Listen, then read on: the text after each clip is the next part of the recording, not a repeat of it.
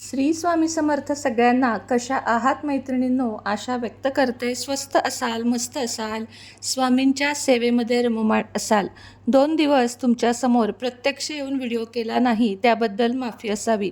मात्र उद्या आहे गुरुपुष्यामृत आणि गुरुपुष्यामृतचे उपाय तुमच्यापर्यंत पोहोचवण्यासाठी केवळ हा एक प्रयत्न. कारण गुरुपुष्यामृतचे विविध उपाय केल्याने आपल्या आयुष्यात सुख, समृद्धी, त्याच पद्धतीने वास्तूमध्ये शांतता नांदते. गुरुपुष्यामृत हा एक असा दिवस आहे ज्या दिवशी तुम्ही जे काही कराल ते तुमच्या आयुष्यामध्ये चांगल्या प्रकारे टिकते आणि कायमचे टिकते. त्यामधलाच पहिला भाग म्हणजे गुरुपुष्यामृतला एक किमान गुंजभर तरी सोनं खरेदी करावं असा मान आहे. मात्र आपल्या सगळ्यांना माहीत आहे की सोन्यावर आता खूप महागाई आलेली आहे. मात्र असं नाही, काही जण जर घेऊ शकत असाल तुम्ही तर उद्या अवश्य सोन्यामध्ये गुंतवणूक करा. कारण उद्याच्या दिवशी केलेलं सोनं हे आपल्याला भरपूर सोनं देऊन जातं आणि घरात सुख समृद्धी नांदते. मात्र सोनं खरेदी करायला मिळालं नाही म्हणून नाराज होण्याचं काहीच कारण नाही. त्याच्याऐवजी आपण काय काय करू शकतो हेच आपण आजच्या व्हिडिओमध्ये बघणार आहोत. सगळ्यात आधी उद्या गुरुवार आहे. प्रत्येकाला प्रश्न पडला असेल, गुरुपुष्यामृत आहे, मग आम्ही केस धुवावेत का किंवा आम्ही फरशी पुसावी का? तर हो, याचं उत्तर आहे हो. कारण गुरुपुष्यामृत दिवशी आपल्या घरामध्ये सुरुवातच स्वच्छतेपासून आपल्याला करायची आहे. कसं ते थोडक्यात सांगते. सकाळी लवकर उठावे, स्नान करावे, डोक्यावरून केस गुरुवार असेल तरीही धुवायचे आहेत. त्यानंतर आपण काय करायचं एक सांगते तुम्हाला. आंघोळीच्या पाण्यामध्ये हळद घालायची आहे. दुसरी गोष्ट, फरशी पुसण्याच्या पाण्यामध्ये हळद घालायची आहे. मोकळं घर असेल तर तुम्हाला पाणी मारताना सुद्धा, म्हणजे अंगणात सडा मारताना सुद्धा पाण्यामध्ये हळद घालायची आहे. हळदीचा सडा मारायचा आहे. खूप जास्त शुभ मानलं जातं. यामुळे गुरु स्ट्रॉंग होतो आणि आपल्या आयुष्यामध्ये बरकत होण्यास मदत होते. याच्या पुढचं म्हणजे नेहमीप्रमाणे गुरुवारी तर आपण हळदीचं लेपन करतोच, पण उद्या देखील हळदीचं लेपन अवश्य करायचं आहे आणि त्याच्यावर कुंकवाने कुंकू ओलं करून स्वस्तिक आपल्याला काढायचं आहे. पुष्यामृत दिवशी स्वस्तिक काढणे हे खूप शुभ मानले जाते. कारण स्वस्तिक हे अतिशय शुभ चिन्ह आहे. हे झाल्यानंतर देवपूजा करावी. देवांनासुद्धा आंघोळ घालताना, म्हणजे स्नान घालताना, अभिषेक घालताना त्यामध्ये चिमूटभर हळदीचा समावेश नक्की करावा. महाराजांना उद्या पिवळे वस्त्र घालावेत, आपण स्वतःही पिवळे वस्त्र घालावेत आणि झेंडूची फुले अर्पण करावीत. संपूर्ण सारामृतसुद्धा उद्या आपण गुरुवारच्या सेवेमध्ये वाचू शकतो. तारक मंत्र 11 वेळा म्हणू शकतो. तारक मंत्राचे अनुष्ठानसुद्धा आपण उद्यापासून करू शकतो. आजच्या व्हिडिओमध्ये मी तुम्हाला तेच सांगणार आहे की गुरुपुष्यामृतच्या शुभ दिवशी तारक मंत्राचे अनुष्ठान कसे करावे. आता व्यवस्थित ऐका. एक वेळ ठरवून घ्यायची, सकाळची किंवा संध्याकाळची. वेळेमध्ये बदल नाही पाहिजे. आसन एकच आणि एकाच ठिकाणी बसायचं आहे. देवघरात देवासमोर पूर्व पश्चिम बाजूला बसायचं आहे. दक्षिणेला तोंड नसावे, उत्तरेकडे तोंडसुद्धा नसावे, पण शक्यतो पूर्व पश्चिम बसायचं आहे आसन घेऊन. त्यानंतर देवाला दिवा लावायचा आहे. आता 12 फुलवातींचा उपाय ज्यांना करायचा आहे ते पण तुम्ही उद्यापासून करू शकता. अन्यथा एक दिवा लावा, तुपाचा एक दिवा लावायचा आहे आणि समई लावून घ्यायची आहे. तारक मंत्राचे अनुष्ठान करण्याच्या आधी महाराजांपुढे संकल्प करायचा आहे. आपल्या उजव्या हातामध्ये पाणी घ्यायचं आहे, अक्षता घ्यायच्या आहेत, पिवळे फूल घ्यायचे आहे आणि त्यानंतर संकल्प करायचा आहे की मी 11 दिवसाचे तारक मंत्राचे अनुष्ठान करत आहे. अनुष्ठान ह्याचा अर्थ काय की एकाच वेळेत, एकाच दिवशी आणि ठराविक कालावधीमध्ये मी एखादा मंत्र असेल किंवा एखादे स्तोत्र असेल ते सिद्ध होण्यासाठी त्याचे अनुष्ठान करावयाचे आहे.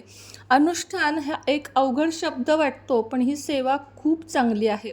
सुरुवात आपल्याला हातामध्ये संकल्प करायचा. आपले नाव, गोत्र माहीत नसेल तर काश्यप म्हणून मी 11 दिवसाचे संकल्पयुक्त अनुष्ठान करत आहे तारक मंत्राचे एवढे बोलून झाल्यानंतर ते पाणी तामनात सोडायचे आहे. नंतर झाडाला घालायचे आहे. दिवा, उदबत्ती व्यवस्थित लावून तारक मंत्र म्हणायला बसायचं आहे. तारक मंत्र लावायच्या आधी 3 उदबत्त्या लावायच्या आणि त्याची जी विभूती असते ती एका डिशमध्ये पडेल याची काळजी घ्यायची. एक पाण्याचा ग्लास भरून घ्यायचा आणि बसायचे. सगळ्यात आधी श्री स्वामी समर्थ जपाची 1 माळ किंवा 11 वेळा 108 वेळा जप करून घ्यायचा आहे आणि त्यानंतर तारक मंत्र म्हणायला बसायचं आहे.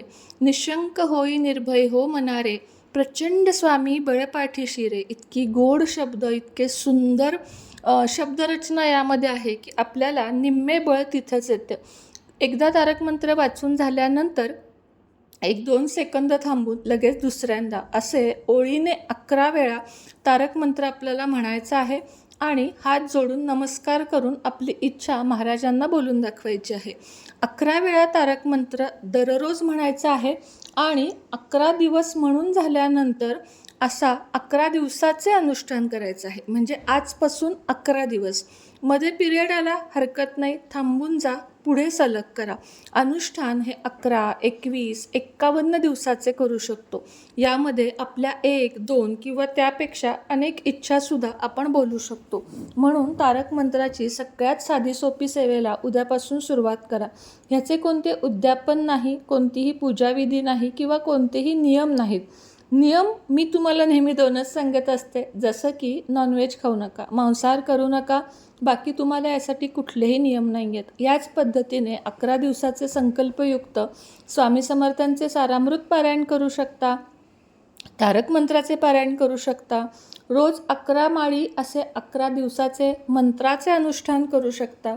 जी हवी ती सेवा तुम्ही उद्यापासून करू शकता. ती तुमच्याबरोबर म्हणजे तुमच्या सेवेचा बँक बॅलन्स अतिशय मोठ्या पद्धतीनं वाढणार आहे आणि तुमच्या आयुष्यात प्रगती होते.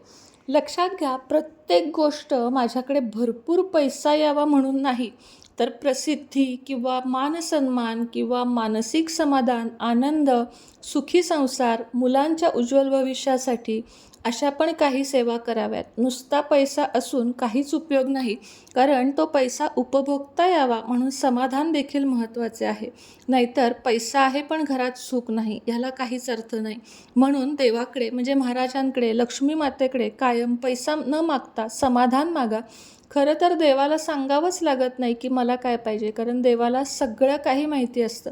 अतिशय श्रद्धाभावेने 11 दिवसाचे हे अनुष्ठान तुम्ही नक्की कराल ही अपेक्षा व्यक्त करते. कारण संकल्पयुक्त कोणतीही सेवा केली तर ती आपण जास्त मनापासून करतो आणि त्याचे आपल्याला फळही मिळते. फळ म्हणजे काय, तर आपल्याला त्यातून समाधान मिळते, आपल्या हातून सेवा घडते.